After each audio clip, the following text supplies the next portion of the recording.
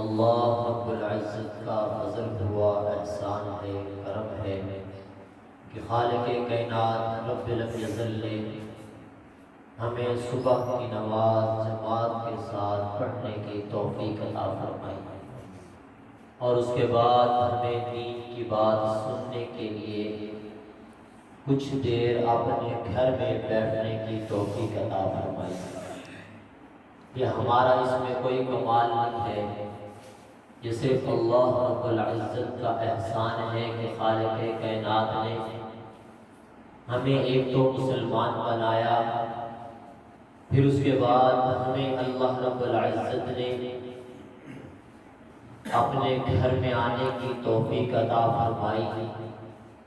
اپنے سامنے سر جھکانے کی توفیق عطا فرمائی، پھر اس کے بعد دین کی بات سننے کے لیے بیٹھنے کی بھی توفیق عطا فرمائی۔ ہم سے کتنے ہی حسین و جمیل ہوں گے، خوبصورت ہوں گے، مالدار ہیں، لیکن اس سے بڑھ کر اللہ رب العزت نے ہم پر ایک اور بھی احسان کیا کہ ہمیں رمضان بھی عطا کیا اور رمضان میں صبح کی سحری کھانے کی بھی توفیق عطا فرمائی۔ کیونکہ حدیث پاک میں آتا ہے کہ جب انسان سحری کھاتا ہے تو وہ ظاہری طور پر تو وہ کھانا کھا رہا ہوتا ہے، لیکن حدیث پاک میں آتا ہے کہ وہ اللہ کی طرف سے ایک نور کھا رہا ہوتا ہے۔ اتنا عظمت والا وہ صبح کی سحری کا وقت ہوتا ہے۔ تو میں نے ایک آیات پڑھی ہے، وَيْلٌ لِكُلِّ ہُمَزَةٍ لُمَزَةٍ۔ کچھ دن پہلے بھی درس کی ترتیب میں ایک سورت کی تلاوت کی تھی، لیکن اس کُلِّ ہُمَزَةٍ لُمَزَةٍ کہ اللہ رب العزت نے فرمایا کہ بڑی خرابی ہے ان لوگوں کے لیے جو پیٹھ پیچھے غیبت کرتے ہیں، برائیاں کرتے ہیں اور منہ پر تانا دینے کے عادی ہوتے ہیں۔ اب ظاہری طور پر تو ہم یہ سمجھتے ہیں کہ ہم اس سے مذاق کر رہے ہیں، ہم اس سے ہنسی مذاق میں بات کر رہے ہیں، لیکن اللہ رب العزت نے فرمایا کہ آپ اس سے جو مذاق کر رہے ہیں تو اسی مذاق میں اگر اس کے دل پر تھوڑی سی بھی بات آ گئی، اس کو وہ بات بری لگ گئی، تو اللہ رب العزت نے فرمایا کہ وہ آپ کے گناہ میں شامل ہو سکتی ہے۔ کیونکہ کسی ایک مسلمان کا دل دکھانا، کسی مسلمان کو تھوڑی سی بھی تکلیف دینا تو وہ گناہ میں شامل ہو جاتا ہے۔ تو اسی لیے اللہ رب العزت نے فرمایا کہ کسی کوئی بات کرنا لگتے پکی طور پر تو وہ مذاق میں ہوتی ہے، لیکن ہم اس کو مذاق سمجھ کر ہم اس کو گناہ نہیں سمجھتے، لیکن وہ ظاہری طور پر وہ ایک گناہ ہوتا ہے۔ مثال کے طور پر اگر کسی کے پیچھے ہم نے کوئی ایسی بات کر دی کہ بھی فلاں بندہ یہ بات کر رہا تھا، لیکن وہ بات اس نے کی اس کے فائدے کے لیے کی، لیکن جب اس کو معلوم ہوا تو اس کے دل پر ایک بہت بھاری سی گزرتی ہے، اس کو تکلیف ہوتی ہے، تو وقتی طور پر ہم جیسے کسی کو کہہ دیتے ہیں کہ یار آپ نے فلاں کام کیا تھا لیکن ہمیں خوشی ہوئی تھی، لیکن اندر سے ہم کہہ رہے ہوتے ہیں کہ ہمیں خوشی نہیں بلکہ ہمیں تکلیف ہوئی تھی، اور وہ کام اس کے دل پر جو ہے وہ بھی سمجھ رہا ہے کہ یار یہ میں نے کام غلط کیا تھا۔ تو اللہ رب العزت نے فرمایا کہ اگر اصلاح کرنی ہے تو اکیلے میں اصلاح کرو، سب کے سامنے اصلاح نہ کرو، کہیں وہ بات اس کے دل پر بھاری نہ گزرے۔ تو وہ آپ کے اگر اس کے دل پر ایک بات بھاری گزرتی ہے تو وہ آپ کے گناہ میں شامل ہوتی ہے۔ تو اب ایسے ہی اللہ رب العزت نے سورۃ حجر میں لکھا ہے کہ ہم تو ایسی باتیں کرتے ہیں، غیبت کر لیتے ہیں۔ غیبت میں کیا ہے؟ ہم کہتے ہیں کہ فلاں شخص ایسا ہے، فلاں شخص ایسا ہے، لیکن اللہ رب العزت نے فرمایا کہ جس کی آپ غیبت کرتے ہیں ایسا ہے جس طرح کہ آپ اپنے مردہ بھائی کا گوشت کھا رہے ہیں۔ کہ آج کل کے دور میں کوئی ایسا ہے جو اپنے مردہ بھائی کا کوئی گوشت کھائے؟ گوشت کھانا تو دور کی بات ہے، جب انسان وفات پا جاتا ہے تو بعض حضرات تو ایسے ہوتے ہیں کہ اس کو دیکھنا بھی گوارا نہیں کرتے، اس کو ہاتھ لگانا بھی گوارا نہیں کرتے، لیکن ہم اس کا گوشت کیسے کھا سکتے ہیں؟ تو اسی لیے فرمایا کہ غیبت سے بچو، غیبت نہ کیا کرو، گناہ نہ کیا کرو۔ غیبت کے ساتھ ساتھ ایک اور گناہ بھی ہے، لیکن آج رمضان المبارک کا شاید کہ آخری دن ہو، 29واں روزہ ہے، شاید کہ ہمیں کوئی پتہ نہیں کل کا روزہ ہمیں نصیب ہو نہ ہو، عید ہو جائے، کوئی معلوم نہیں ہے، کیونکہ حکومت کے ہاتھ میں ہے چاند دکھانا نہ دکھانا۔ کیونکہ کہتے ہیں کہ اگر آج کا ہمارا آخری دن ہے، آخری دن کی اب بات نہیں چل رہی بلکہ آخری لمحات نہ ہو ہمارے پاس رمضان المبارک کے، اب ہم کاروبار کریں گے، اسی کاروبار میں ہم ساتھ ساتھ جھوٹ بھی بولتے رہیں گے۔ فرمایا کہ کل شاید کے والد صاحب یہ درس میں عرض کر رہے تھے کہ فرمایا کہ جس وقت انسان روزہ رکھ کے آتا ہے وہ سمجھتا ہے کہ میں اب اپنا کاروبار کر رہا ہوں، روزی کر رہا ہوں، اپنی اولاد کے لیے حلال کمائی کما رہا ہوں، تو فرمایا کہ جس وقت وہ اپنی کمائی کر رہا ہوتا ہے تو اس کے ساتھ ساتھ جھوٹ بول رہا ہوتا ہے۔ وہ کہتا ہے کہ میں یہ چیز اتنے کی خریدی ہے، حالانکہ اس نے اتنے یہ چیز اتنے کی خریدی نہیں ہوتی، تو کہتا ہے کہ میں نے بھائی اتنی چیز جو ہے اتنے میں خریدی ہے، میں آپ کو اتنے میں دے دوں گا، تو کہتے ہیں کہ یہ جھوٹ ہے۔ ہاں اس کو کہہ دو کہ بھائی یہ چیز مجھے اتنے میں پڑی ہے، اگر آپ لینا چاہیں تو میں آپ کو اتنے میں دے سکتا ہوں، اگر نہیں لینا چاہتے تو آپ کی مرضی۔ لیکن اس کے ساتھ ساتھ آپ جب اس کی ہم تعریف کرتے ہیں کہ ہم اس کی اچھائیاں بیان کرتے ہیں، لیکن جب وہ لے کر گھر میں جاتا ہے تو اس میں وہ اس کو خوبیاں نہیں ملتی، وہ اچھائیاں اس چیز میں نہیں ملتی، تو اللہ رب العزت فرماتے ہیں کہ یہ بھی ایک گناہ میں شامل ہو جاتا ہے۔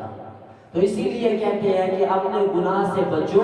جتنا بھی ہو سکے نیکی کرو، جو بھی کماؤ تھوڑا کماؤ زیادہ کماؤ، حلال کما کر اپنی اولاد کو کھلاؤ۔ اسی لیے آج آخری دن ہے، کمائی کا بھی اسی دن میں زیادہ دن آتے ہیں، زیادہ کمائی کے دن بنتا ہے ہمارا، تو اسی لیے کہتے ہیں کہ جتنا بھی کمائی ہو سکے اپنی نیکیوں کی کمائی کرو، تاکہ قیامت والے دن اللہ رب العزت کی بارگاہ میں جب ہم جائیں تو رمضان المبارک کا مہینہ ہماری سفارش کر رہا ہو۔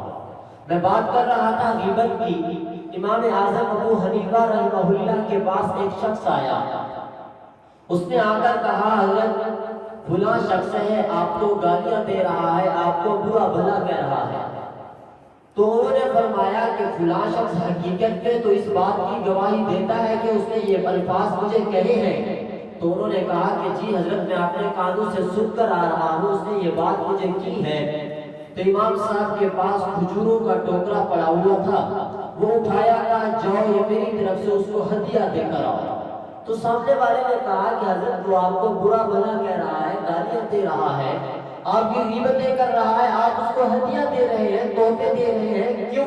فرمایا کہ ایک شخص نے، مسلمان نے مجھے اپنی نیکیاں دی ہیں، میری نیکیوں میں اضافہ کیا ہے، میرے گناہ اپنے سر پر لیے ہیں، اور کیوں نہ میں اس کو اتنا بھی کروں، میرے پاس اور تو کچھ نہیں ہے، یہی ایک ہدیہ پڑا ہے، جا کے اس کو میری طرف سے آپ ہدیہ دے دو۔ کچھ لوگ ایسے ہوں گے کہ قیامت والے دن اللہ رب العزت کی بارگاہ میں جب حاضر ہوں گے تو وہ سب آ کر کہیں گے اللہ نے کیا، ہم نے دنیا میں بڑی نمازیں پڑھی تھی، حج کیے تھے، زکاتیں دی تھی، لیکن آج تو ہمارے نامہ اعمال میں ایک بھی نیکی نہیں ہے، کچھ بھی نہیں ہے۔ تو اللہ رب العزت فرمائیں گے جو کچھ آپ نے کیا تھا وہ آپ کی نیکیاں، وہ آپ کے اعمال سب کے سب وہ دنیا میں رہ گئے ہیں۔ وہ کیوں؟ فرمایا کہ جب آپ نماز پڑھ رہے تھے آپ کے دل میں خیال آیا کہ دیکھنے والا مجھے نمازی کہے گا،